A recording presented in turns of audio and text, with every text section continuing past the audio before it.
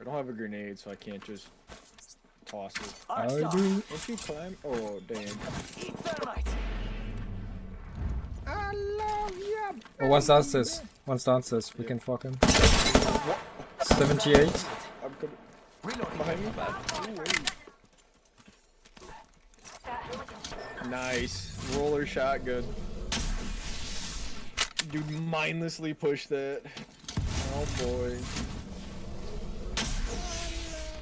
Shit. Getting shot at. Yeah, 72.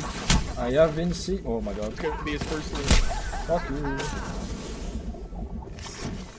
Oh my. Yes, yes.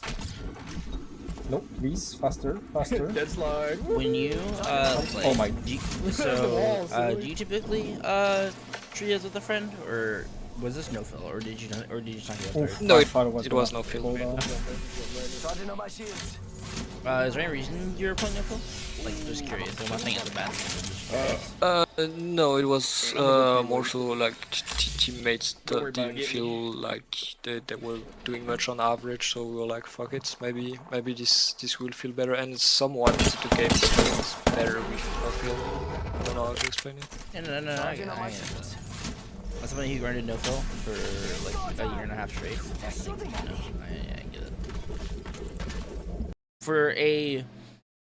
For somebody who's a little bit less experienced with Apex, and I know I say less experienced, and you're close to 400 hours, right? I say a newer player. I'm gonna put that in big quotes, right? A newer player in my mind is somebody who has less than 2,000 hours in this game. Okay. Um, Okay. Apex is really difficult to tackle. There's a lot to it. It's a battle royale, so inherently map knowledge is kind of a thing that's kind of gated behind playing the game. Like, you can't really study. Well, you can obviously watch better players, watch how they take fights on the maps and stuff like that. But there's so many POIs, different maps, ways fights can break out, right? That map knowledge just kind of comes through playing the game, and that's only just one factor that you can only really get by playing the game. There's things like loot, how weapons are used, character abilities, resources like grenades and ultic cells and shit like that, like all kinds of stuff. This game has a lot to it. It has so much mechanical depth that it's really hard to tangibly focus on and take in. And I think that I consider most players to be newer players until they break to the like 2,000 hour mark, and then a more seasoned player is anybody that's in the kind of like 2K to like, I would say like 4 or 5K hour mark, right? For reference, me personally, I have 3,800 hours on Steam and 1,000 on Origin. So I'm like Okay. 4,900 right now. I'm almost in the 5,000 mark. And I would definitely put myself at the upper end of seasoned player. I would say probably like the best players in this game. I mean, if you look at any player that you might look at and aspire to be, they probably have somewhere between like 6, 7, 8, 9,000 hours in this game, Yeah. and they were probably also a pro CS:GO player or something, right? Like, they have so much Okay. FPS experience just in this game overall, right? And I say this a lot just to make sure that, because a lot of players get really disincentivized with Apex because the RNG factor of this game, even if you're a seasoned player and you have 5,000 hours in this game, a little itty bitty bloodhound who is level 37 just has like an SMG, and they walk over to you and they kill you. The person with 37 hours just killed you with 5K hours. Are you bad? No, but like it can definitely feel like that, right? Yeah. It's important to understand that RNG and also just kind of how the game is intentionally designed. The game is designed so this player can beat this player at any point in time. Any player can beat any player in this game. I'll see a lot of people kind of talk about, or I'll see like some people on Twitter be like, I killed pro player blah blah blah in a pub game. That guy is dog shit, and I'm like, dude, anybody can kill anybody in this game. I could kill whoever the hell I wanted to. It would take a certain amount of time, and maybe I would have to get lucky, or maybe I would have to, just like sometimes I would need like a purple armor, and they would have like a white armor, right? And it's overall important to understand that the battle royale format adds a lot of depth and really hard stuff to do in this game. Okay. Okay. Yeah. typically, you have watched my coaching, I think you said, or at least Yeah. you're a little bit familiar. So if I'm saying something that you already know, feel free to interrupt me. Go ahead and cut me off, okay? Gotcha. The way a fight typically breaks out is there is a 4-step routine for it, okay? There's a 4-step routine that circles itself and repeats. The first step is information, okay? Information is just knowing where people are, is knowing what you have, knowing what they have. Information gathering can be deliberate. You can go, hey, I'm on this roof. I can see with my eyes. I'm seeing what's around me. Oh, okay, there's a team walking up this way. There's 3 of them. They have Horizon. They have Bloodhound, blah, blah, blah, blah, blah, right? It can also be like, hey, can you scan this so I know where they're at, right? It can be things like that. However, not all information is gathered deliberately. Information can be gathered, like passively. Like, for example, you hear somebody. You're like, okay, I know that they're, like, near me or above me or something like that, right? You can know that by just playing the game. It's also information about things that you have, so you can go like, I have 2 frag grenades, I have ult here, things like that, right? It's a relatively simple idea, but it's important to understand that the more info we have, the better decisions we make. Okay. Okay. The next step is plan. From our information, we always derive a plan. This plan is how we're going to win fights. It's how we're going to win. So this 4 steps here. This can be used for the micro or the macro. Do you know the difference between micro and macro? Macro, I would say what would fall in that category is like rotations probably, and micro would be just small stuff directly in a fight. That's basically for, like, without getting too crazy about it. That's a relatively simple, breakdown of the two. So, for example, if we're micro, we're coming with a plan. It's like, okay, how do we win this 1v1? Sure, the team fight overall would be probably more macro. Is you go 3-3. How do our 3 characters kind of go into their 3 characters? How do we play position stuff and stuff like that? But on a micro scale, it's like, how do I win this 1v1? I win this 1v1 by using positioning. I'm playing like this box here, and this guy has to move because I throw a nade on him, stuff like that, right? However you plan to win a 1v1, you should always have a plan to win a 1v1. You shouldn't just kind of run at people and go, I'm just gonna kill this guy, right? Like, there should be a deliberate reason as to how you're gonna kill this guy, right? Maybe you're like, okay, I'm gonna get really close to this guy with my SMG and try and use my SMG to be in really close range, try and just flex on this guy, try and kill this guy, right? Or you can go, okay, I'm in a strong position here. I'm gonna flex this strong position. Like, for example, if you're on high ground, right, and someone's down here, you can go. My plan here is just to be on high ground and shoot down on this guy. This guy is gonna have a harder time inherently shooting me back because I'm on high ground, stuff like that, right? The less resources you use, the better. But sometimes you just have to use resources, right? Abilities, grenades, stuff like that, right? This is just a plan for how to win a fight, okay? Either 3v3 or 2v3 or whatever, right? Just whatever, micro, macro, okay? Make sense? Mm-hmm. The third step is the execution of said plan, right? You can come up with the most God-given, beautiful plan. You can go, oh, I'm gonna go here, and I'm gonna go here, and I'm gonna play single, and I'll be like, that's a good fucking plan. And then you go in there, you're like, all right, grenade out, and it just lands like here, and then the person's like, huh?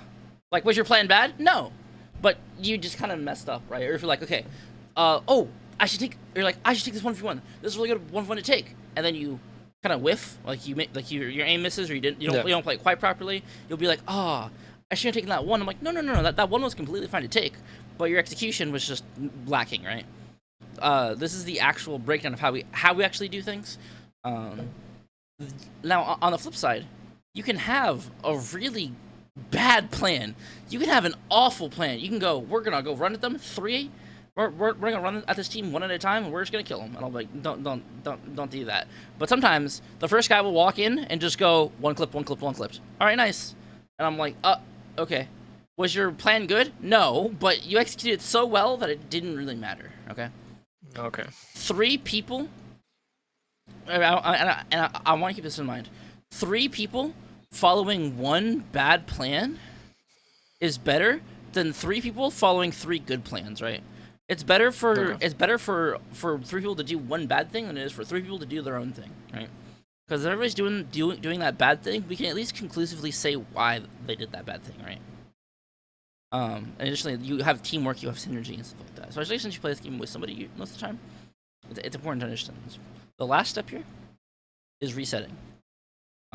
Resetting is broken down into 3 different subcategories. I like to say there can be more, but just for a basic level understanding, there's just 3 steps here. Okay. The first one is reloading gun. Right. This is making sure that you have the ability to shoot your gun. This is obviously most typically reloading, but let's say you win a fight, right? Let's say you win a full fight. It's a full 3v3. Their box is on the ground, right? The fastest way to reset is to usually grab like an armor swap, because then you're ready for another team, right? You go for an armor swap, you start healing, you start rezzing, you know, stuff like that, right? But if you're let's say you are 1 HP, okay? So you're on a door.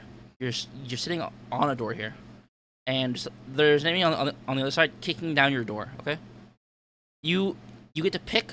You basically get to pick on every door situation here. You get to pick what you have.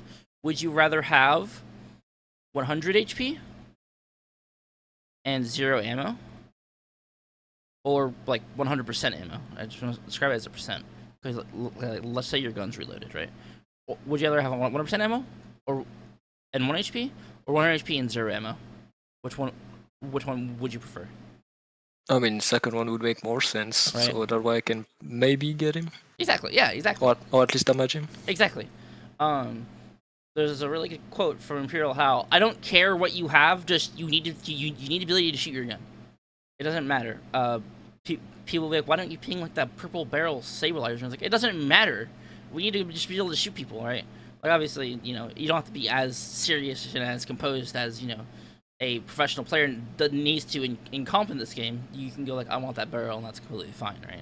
Different skill levels, but it's important to understand that having a gun is more important than anything else. You can win fights on 1 HP as long as you have ammo, but you cannot. But you can't win a fight if you're full HP and have no ammo, right?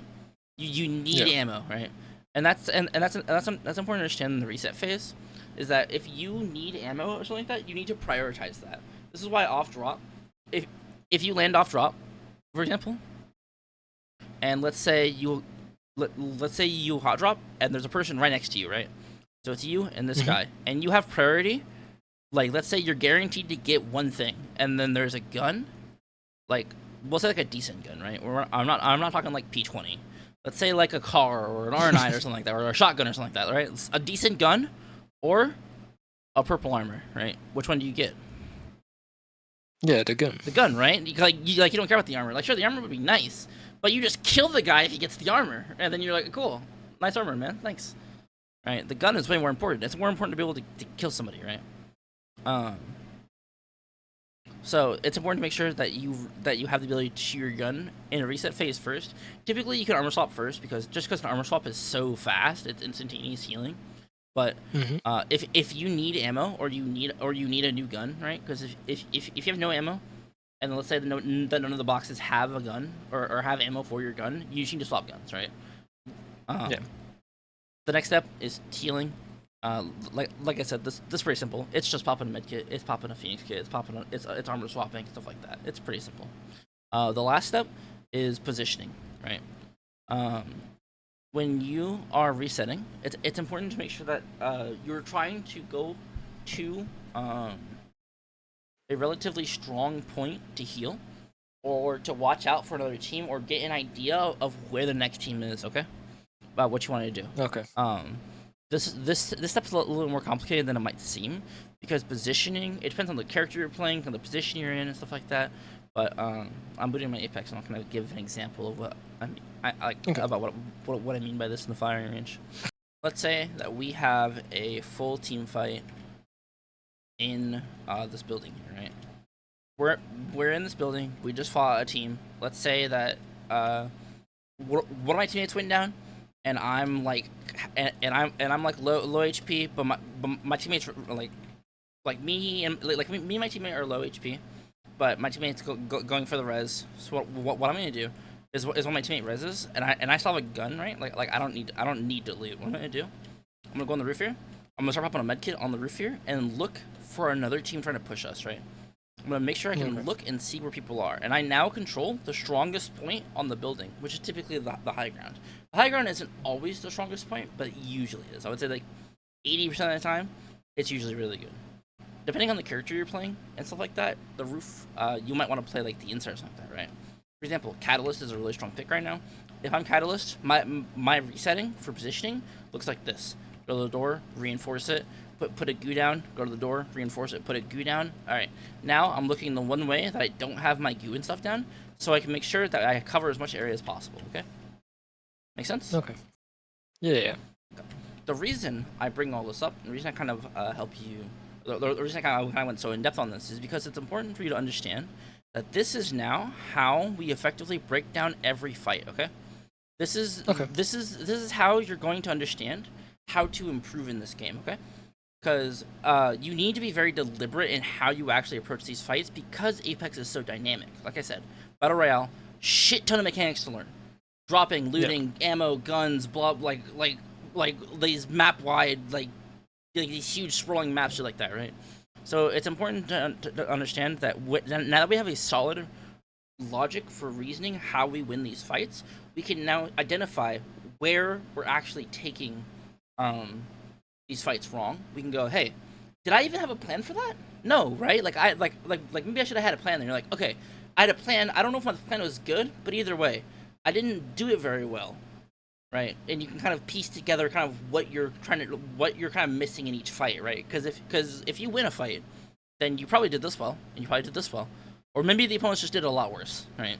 But we can relatively reason out like these two steps, okay? You should always have a plan going into fight and plan how to actually win a fight, and I'll get more into actually planning out how to win fights, okay? Okay. Do you have any questions about any of this stuff before I go on? Nope. Okay. That was all clear. Okay. So, I'm going to go ahead and erase this. So, how do they actually win fights in Apex? Because Apex has a high time to kill, right? You don't just kill people in like 3 bullets. Well, sometimes you do with certain guns, but like for the most part, the time to kill in this game averages from, I would say, like in a 1v1 scale, I would say from like 0.4-ish seconds. This is like getting one clipped by an R9 when you have white armor, right? Like 0.4 seconds to like 2 seconds, right? 2 seconds is when you and your opponent kind of both miss. You're both kind of, going around. You're kind of like jumping around, like being like, oh shit, I missed, blah blah blah blah blah blah blah, right? Stuff like that. On average, I would say 0.4 to 2 seconds. This long time to kill guarantees that fights will typically last a lot longer and be a lot more dynamic. Because there's opportunity to crack people, but sometimes you can't push off a crack. Sometimes you can't really, Fights have a lot going for them, okay? So the important thing to understand is that when we are looking for team fights, we're looking to build a snowball. I like this analogy a lot because it's the easiest way to visualize how to actually win. What you're trying to do in every situation is you're trying to build a snowball. You're trying to build momentum for yourself and your team, so your team can actually, get the snowball to overwhelm your opponents. You want the snowball to be able to crush them, right? So we're trying to create opportunities by leveraging things like resources. For example, if you have 40 nades, throw 40 nades at them, right? If you throw 40 nades at them, they can't do anything, right? They're like they're gonna get pinched in a corner, and even if they dodge all your nades, they had to run away from the nades. Right, they're probably all in a corner now, and if they're all in a corner, you can probably kill them through good spacing, right? Like you can probably poke at them, or even throw another nade on them when they're in the corner. Maybe stick one, maybe something like that, right? Alternatively, if you're just better than them and you win every trade, let's say you guys are kind of poking before a fight actually starts, and you win every trade, you crack 2 of them. That's some pretty good momentum. You can start walking up off that, right? You can start trying to capitalize off of it, stuff like that, In a more distinct and less abstract way, the way I like to describe it is that you are looking. You do not want to be equal in this game. You do not want to be fair in this game. Most players in this game, even at the advanced stages, force aim duels. Okay, and I will be 100% honest with you. You are on M&K. Aim dueling controller players is a bad idea. I do. When you're much better at the game, you can, or once you understand kind of how how inputs work and kind of how like positioning and stuff like that works, you can take aim duels. But as a general rule of thumb, do not take aim duels unless the situation is extremely advantageous for you to. So, for example, you go, this guy's alone. actually kill this guy because he's by himself, right? And then you kind of fight that 1v1 because it's very time sensitive. It's a good thing to do that then, right? Or maybe you and your teammate could do that as well. Things like that. Okay. We're looking to be as dishonorable as possible. We're looking to gain as many advantages as possible. Okay. We're looking to stack as many advantages in our favor. Disadvantages. There we go. I can spell. Looking to gain as many advantages in our position as possible, right? So, for example, let's say high ground is an advantage, right? Any form of positioning where you kind of have like a head glitch or something like that, or high ground, something like that, right? That's a pretty solid advantage. HP advantage, right? Like for example, if you have purple armor, you can go, I have purple armor off drop. I'm probably not going to be matched because I will just inherently have more HP than them. This is a good thing. You can go, I have really good guns, for example, or even like a care pack gun, right? If you have a care pack L-Star or a care pack Prowler or just anything really care pack related, you can go, hey, I have this gun. I can kill you, right? It's just inherently a better gun than the guns that are on the ground. Or if you go early game again, like if you have like a purple mag R9 off drop, you're like, oh, I can, I have better guns than most people do. Things like that, Also, guns can be a little bit, once you get late game, or once you get kind of past the early game where people actually have the guns that they want, right? When people actually have the guns that they want, your guns advantage can be that you're playing. So for example, let's see, if you have SMG, shotgun, right? Yeah. Very close range, right? And and the opponent has like sniper, SMG, right? If you play close range, you have the gun advantage, right? Because you inherently are more close range than they are. But if you play long range or you try and like poke at them, they're probably gonna win the poke battle, right? So you're giving them the gun advantage, right? Make sense? Yep. You can stack advantages as much as you want. The better player you are, the smaller and smaller advantages it'll take for you to be able to just steamroll a team, right? For example, a pro team can recognize, hey, there's one person that's slightly out of position. We're just gonna push up, kill that guy, done. Team fight's gonna be over in about 7 seconds, right? Things like that. Sometimes you have to fight team fights really cleanly, right? Third parties happen. Third parties will never not happen. Sometimes you have to fight people, and since you play a lot of pubs, you should fight people, regardless of third parties, right? Sometimes the only way to avoid third parties is to either just not fight in the first place, which is not necessarily a good thing to always avoid, or you fight the first fight so cleanly that you armor swap and are basically good to fight again, right? Make sense? Okay. Yep. This is kind of how we're looking to leverage fights here. We're looking for everything that the opponent has. So, for example, if the opponent has good positioning, I'm sure POSIT. I'm sure I put it. If the opponent has good positioning, how do we overcome the opponent's good positioning? We typically, whenever an opponent has an advantage on us, we typically use abilities or resources overall to try and negate that. Okay, for example, an enemy has high ground, we're gonna throw a grenade on it to try and and then start to walk up on them, try and deny that high ground from them. Oh, maybe we just horizon Q and ult them so they can't play the high ground. And maybe now we're on the high ground, things are equal now, right? Stuff like that. You always want to try and make fights as skewed in your favor as possible. Okay. Again, the better at the game you are, the better you can play these certain positions or certain areas differently to play better. Okay. Okay. Because for example here, right? When I'm watching you fight, when I'm watching you fight here, I can tell. Why does the spacebar not play it? I can tell here that you don't really have a solid idea of how to actually approach this fight. You don't have a solid idea of how to actually win this fight, right? Like you throw your grenades here, and then you should have walked up with your grenades, right? Because they can't beat you because you get grenades, right? You get a good beam here, and then you kind of don't play with your teammate. You kind of just go to pop a cell here, and then your teammate dies. Roller shot, right? good. But Yep. this isn't just a. And let's just be clear, it's not that you individually did something wrong here. Like, sure, you could have played this better, but your teammate also could have played it better, just inherently, right? Is your teammate also relatively newer to Apex? No. Or is he more experienced? Yeah, more experienced. Okay. Yeah, he also might be more confident. The important thing to understand, one of the more important things to understand in this game is that if you are down a person because you voluntarily went to go play no fill, or your teammate died, or one of your teammates got knocked or whatever, right? If you're down a player at all, that is like the worst disadvantage you could ever be at. You need several things to make up for the fact that you don't have a teammate. Okay. Okay.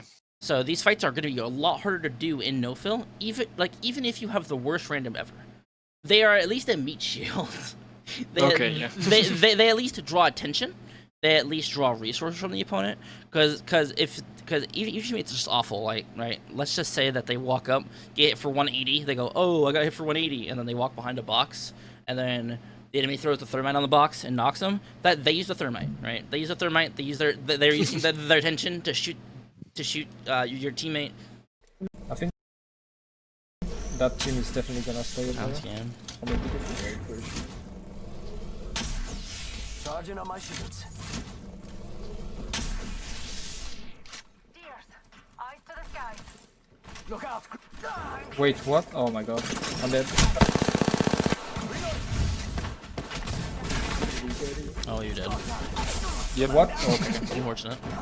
How are you not dead? Holy cow! Enemy down. This death comes down a lot to, well, one, Bro. obviously, it would probably be a little bit preferable if you didn't run into the nade. I know you didn't realize it was there, which is unfortunate. It happens, right? It happens. But overall, Eyes to the skies. a lot of what you, Wait. a lot, like this death here, once you're caught off guard here, you start to panic a lot. I can tell. Yep. You said the shaky aim thing and the confidence thing, and like it makes sense here. This is kind of a perfect example of it. You said you're getting better at it, so I'm not gonna, obviously. Yeah, it got much better recently. That's good. Yeah, this about lines up with what I expected. What? Oh my god. I'm dead. Like there, yes. And then here, like I can tell you're still panicking because you're trying to run out the door. And you're kind of just trying to go somewhere else, right? That isn't here. How are you not dead? It's important to make sure that you don't just give up space immediately, right? You should always try to have a decent idea of an area you're trying to hold, right? Okay. This is typically what I refer to as defaulting. It's a term I stole from TAC FPS. So, for example, like Valorant or CS, right? This just means the default is like the way most people would approach a site in those games. So they plant the bomb in the most common place. In a game like Apex, defaulting would mean to just reset to the most, the strongest point possible, the most common point possible, right? Like I said earlier, when you're resetting on a building, or you're resetting in a building, go to the roof, go up here, and look around, right? If you don't know where the opponents are, just take a position. If you know the opponents are here somewhere, like just in that general direction, right? You can go to the building. You can just go to this door, and you can just sit on this door, and then look out this way, right, to see where they are. You can maybe go on the roof, just as long as somewhere that you have cover or somewhere that you can actually, if they're there, you can go, oh shit, and then you just have somewhere to play, right? You always want to have space you can play. Because here, you can't really have anything to play around, right? Because you get caught off guard here by the grenade, and then you're kind of just in the middle of the room, kind of stuck, right? There are several options you could have done here, and while exploring those options, obviously I can go. Wait, what? You could have Oh my played here. God. You could have played here. I'm dead. It's more important that you conceptually understand the idea that you want to play somewhere. Okay. And to be honest with you, I don't expect you to live very long in these fights because this is off drop, and it's off drop and it's no filtrators in your duo, so it's gonna be difficult. Yeah. Which is completely fine. It's actually good to challenge yourself. Most good players I know kind of fall into the default of just not really challenging themselves, and then they don't really grow as a player. Right? See what happens. I hit him. First worm food, compadre. What sins do you play, by the way? I'm on We're 43 all just TM. chilling in the. Okay, yeah, you area. play the 4-3 There's a blue of shield them. up there as well. Ooh. Yeah, Classic, basically. whatever. Yeah, that's... I'm on Skypad though, so it feels a bit faster than it actually is. Yeah. I'll see you. Okay. Enemy down. Yeah, I think I remember this. Hard B. quick armor. Do you like playing Octane, by the way? Back off on Or... that. Yep. Yeah. I think he is fairly fun. Oh, yeah, that's fair. I was just curious. Charging shields. My recommendation would be to be very careful when you stim. I've killed so many Octane players because they stim too much. Like that 20 HP value is a lot. Oh my god, that was some funny Oh my tracking. god, you just fried them. One shot. The other was one shot too. Grenade flung. Shit. Others coming too. Charging on my shields. Almost got his ass. You said you aim train. What series do you play, by the way? Champion is right here. What? You mentioned aim Serious? training. Got his ass. Yeah. Right now I'm grinding Else's smoothness routine. I'm on like the second one out of the 3. Yeah. If you want, would you like more recommendations? Yeah, for sure. Here's a playlist that I made. Where's it?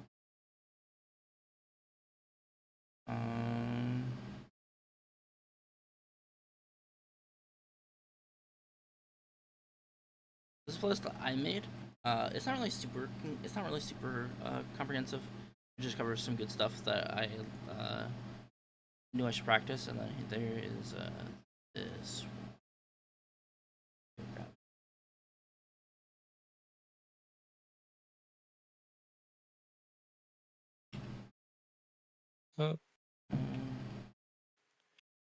Dun. Yeah, I think I grabbed it from Twitter.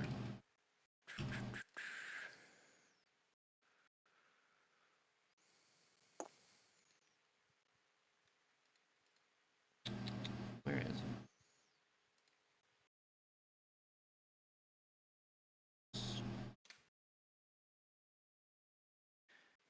Dun, dun. Here it is. This is by somebody named Lumi. He's a store member. I gave Yeah, him, I know. I you know know him. Lumi? Okay, I gave him some recommendations for this, and he worked on this with Buckshot as well. I don't know if you know who that is. Like, remember? Mhm. Yeah. There's that playlist is really good and way more in depth and comprehensive, but there's a lot to play on it. So if you want a shorter one, I recommend playing mine. If you want something that covers a lot more stuff, I recommend that one. Okay. If you don't have a lot of time to aim train, literally just go play revolving tracking. Like just revolving tracking is really fucking good for this game. It's Okay. hand interdependence, which is really good for this game. You can't always move the way you want to in this game, and so being able to move your aim independent of your movement is really strong, and that's what. Yeah, like revolving tracking does. freely switching between entire mirroring and mirroring, basically. More. Okay.